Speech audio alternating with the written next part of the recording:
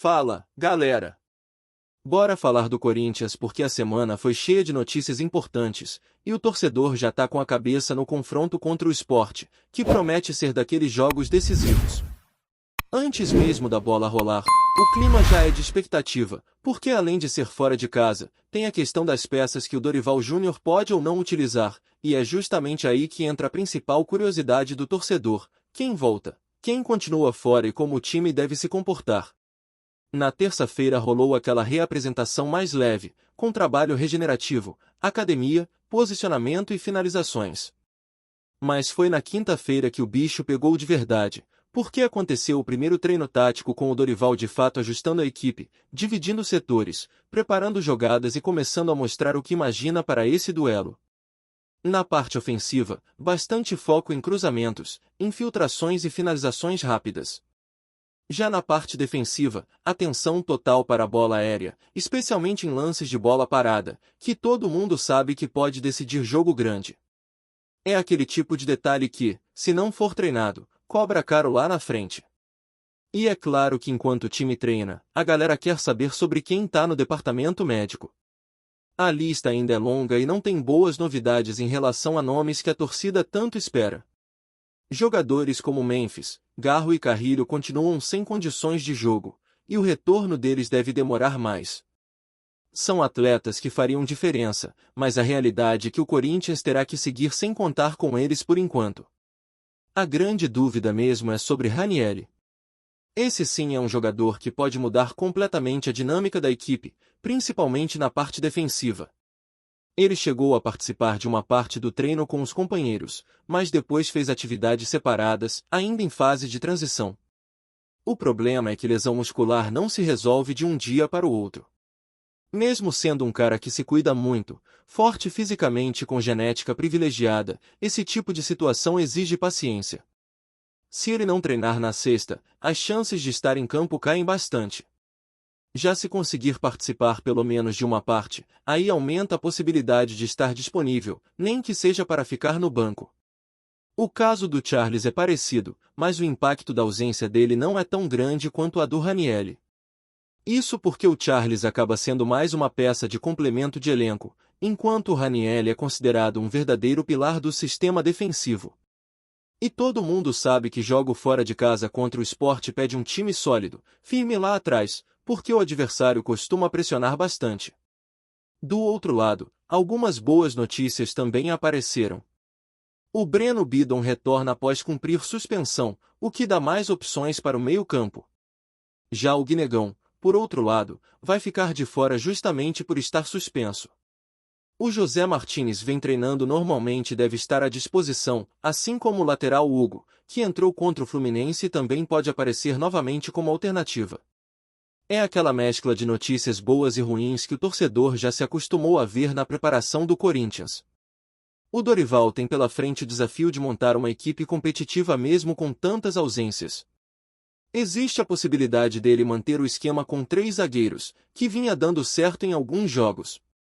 Esse sistema garantiu mais solidez defensiva, mas também exige bastante dos alas e do meio-campo para não deixar o time previsível. Até sábado, ainda haverá mais um treino importante que pode dar uma ideia mais clara de qual será a formação escolhida, mas a tendência é que ele aposte na continuidade do que vinha funcionando, ajustando apenas as peças que estão disponíveis. É curioso como o torcedor sempre espera uma solução rápida para os problemas, mas no caso do Corinthians, a realidade é que a temporada tem sido marcada justamente por essa constante luta contra as ausências. Sempre falta alguém importante, e isso interfere diretamente no rendimento coletivo. Mesmo assim, a equipe tem mostrado capacidade de se adaptar, e é nesse ponto que entra o trabalho do Dorival. Ele sabe que não pode contar com todos os jogadores que gostaria, então precisa encontrar alternativas criativas para manter o time competitivo. E quando se fala em criatividade, a volta de nomes como Yuri é fundamental.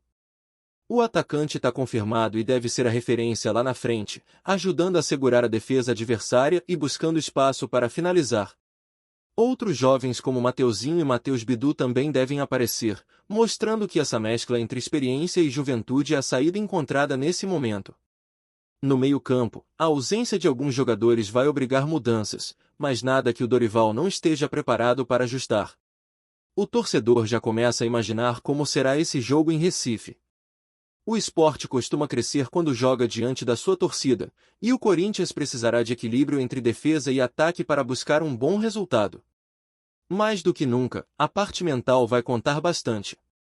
Jogadores como Ranieri, se conseguirem estar pelo menos no banco, podem trazer uma segurança extra para o time. Se não der, o Corinthians terá que se virar com o que tem e apostar no coletivo para superar as dificuldades. E tem também a questão da viagem, porque a delegação só embarca no sábado, depois do último treino. Isso significa que até lá ainda pode pintar novidades sobre a lista de relacionados. O torcedor está de olho em cada atualização, porque sabe que cada nome que volta pode mudar bastante a forma como o Corinthians encara o desafio. Enquanto isso, a preparação segue a todo vapor, com treinos intensos, ajustes táticos e esperança de que até a bola rolar, algumas peças importantes consigam se recuperar. A verdade é que o time ainda está longe de contar com força máxima, mas a confiança é que mesmo assim o Corinthians consiga ser competitivo, mostrando raça e organização. E todo mundo sabe que quando o Corinthians joga com concentração e entrega, sempre pode surpreender.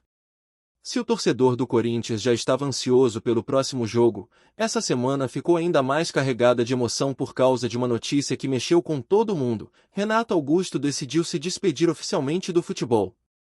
E não tem como negar, é um daqueles momentos que fazem a gente parar e lembrar de tudo que esse cara fez dentro de campo.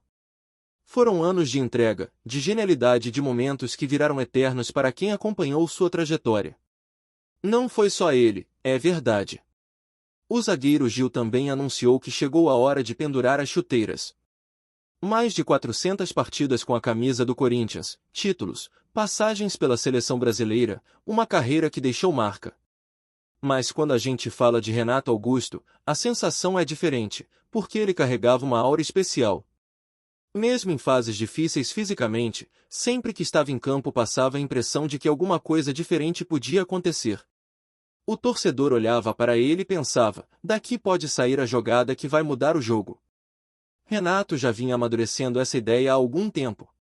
Desde que deixou o Fluminense, clube pelo qual conquistou a Recopa Sul-Americana em 2024, quando mesmo sem jogar tanto foi importante nos bastidores, ele já dava sinais de que o corpo não respondia mais como antes. Foram meses de reflexão, até tomar a decisão definitiva. É duro, porque o futebol perde um meia que tinha algo raro nos dias de hoje: inteligência de jogo acima da média. A relação dele com o Corinthians é algo que dispensa explicação. A primeira passagem já foi marcante, mas o retorno consolidou de vez o status de ídolo. Foi no clube que ele renasceu para o futebol, que se recuperou fisicamente quando poucos acreditavam. E foi também onde formou, ao lado de Jadson, uma das duplas mais criativas que o Campeonato Brasileiro já viu, especialmente naquela campanha histórica de 2015, quando o time comandado por Tite desfilava técnica e plasticidade. Renato era o cérebro daquele esquadrão. Para muitos, foi o craque absoluto daquela edição. Antes disso, claro, ele tinha mostrado talento no Flamengo, deu um salto para a Europa no Bayer Leverkusen e mais tarde seguiu para a China. Mas é impossível não destacar o que fez no Brasil. Na seleção, viveu tanto alegrias quanto frustrações. A maior dor dele, e também de milhões de brasileiros, foi a eliminação para a Bélgica em 2018. Ele entrou no segundo tempo, marcou um gol, mudou o ritmo do jogo, mas perdeu uma chance que ele normalmente não desperdiçaria. O Brasil foi superior, poderia ter levado para a prorrogação, mas o destino não ajudou. Mesmo assim, aquele jogo mostrou como Renato tinha capacidade de ser decisivo até nos maiores palcos. Além disso, ele foi um dos 3 jogadores acima de 23 anos convocados para as Olimpíadas do Rio em 2016. Liderança, experiência e técnica que ajudaram a seleção a conquistar o primeiro ouro olímpico da sua história. Esse título, disputado em casa, tinha que ter alguém como Renato, que conseguia unir a inteligência com a calma para lidar com pressão. O estilo dele sempre foi algo que encantava. Renato não corria mais do que os outros, mas parecia ter um relógio só dele dentro de campo. Quando dominava a bola, era como se o tempo desacelerasse. Ele levantava a cabeça, olhava as opções e fazia o jogo acontecer com uma naturalidade impressionante. Muitos dizem que jogadores assim parecem não suar. E era isso mesmo. Enquanto a torcida sofria, ele mantinha a serenidade. Um passe certeiro, um chute no ângulo, uma inversão de jogo precisa, sempre tinha uma solução criativa. E teve momentos inesquecíveis. Como esquecer o clássico contra o São Paulo em que ele saiu do campo batendo no peito, gritando, se declarando para o Corinthians? Renato sempre foi mais discreto na forma de comemorar, mas ali, naquela explosão de emoção, mostrou que o clube fazia parte do coração dele.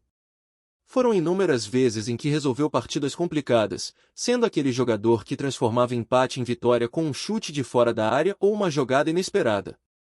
O mais impressionante é que mesmo com tantas lesões, que atrapalharam a reta final da carreira, ele nunca deixou de ser importante. Quando estava em campo, a esperança do torcedor aumentava. A sensação era de segurança. O Corinthians podia estar mal, podia estar pressionado, mas se Renato estava jogando, sempre havia a possibilidade de algo especial acontecer. Ele virou esse símbolo de esperança, a representação do torcedor que acredita até o fim. Dentro do elenco, era mais do que um jogador. Era praticamente um técnico dentro de campo.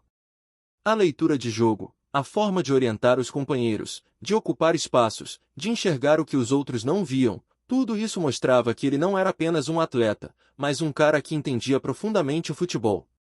Como dizia Pirlo, o jogo se joga com a cabeça, os pés são apenas instrumentos. Renato era o exemplo vivo disso.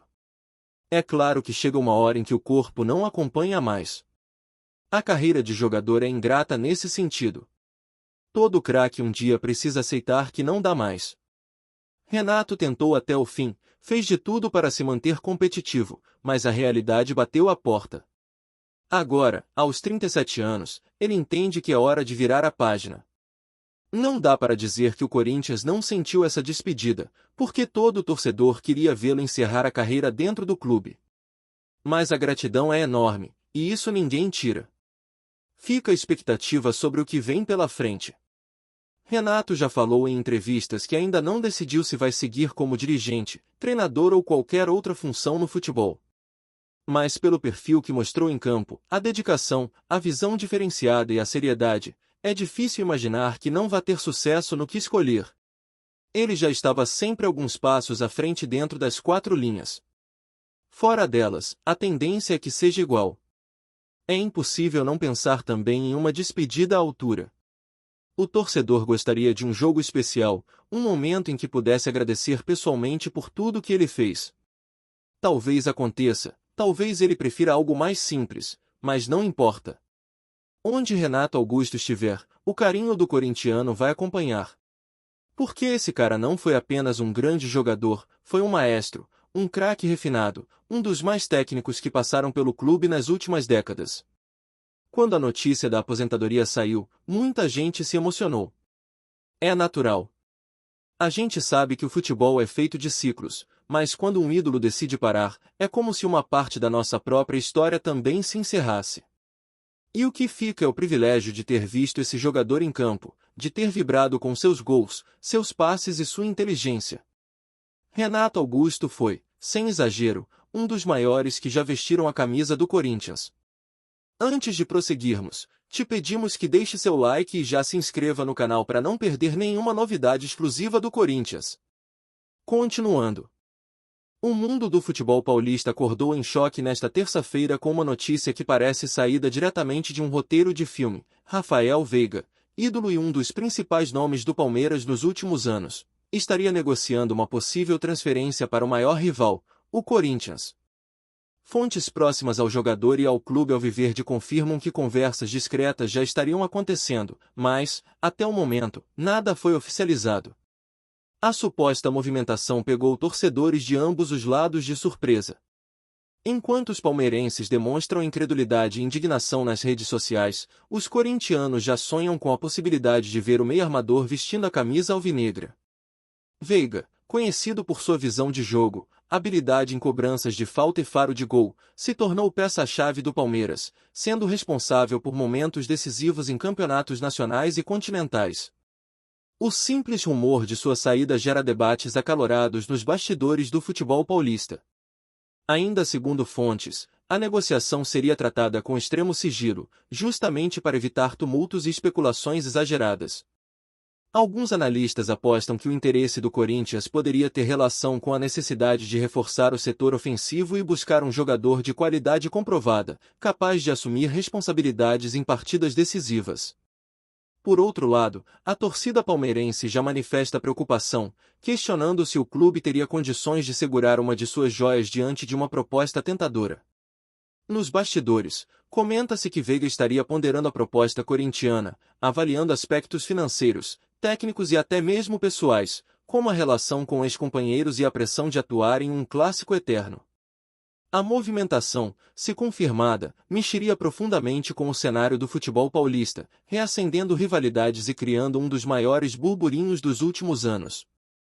Enquanto a diretoria do Palmeiras mantém silêncio absoluto, reforçando a confiança no elenco e no planejamento do clube, torcedores, jornalistas e comentaristas se dividem entre incredulidade e expectativa.